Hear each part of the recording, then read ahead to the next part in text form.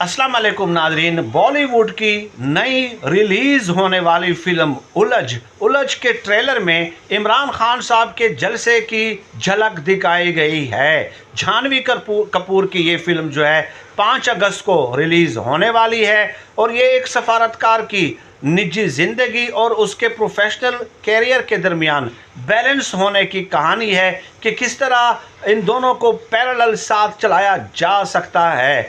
इस फिल्म के ट्रेलर के 1 मिनट 20 सेकंड पे अगर आप जाएंगे तो इमरान खान साहब के जलसे की एक झलक दिखाई देती है और बहुत बड़ा जलसा है और पीटीआई के झंडे जो हैं वो भी नज़र आ रहे हैं। इंटरेस्टिंगली आप देख लें कि इस फिल्म के ट्रेलर के व्यूज़ जो हैं वो 8 मिलियन थे, लेकिन जब ये बात पता चली कि कप्तान का जलसा दिखाया गया है तो उसके बाद इसके व्यूज़ जो है 28 मिलियन तक पहुंच गए हैं। ये है कप्तान की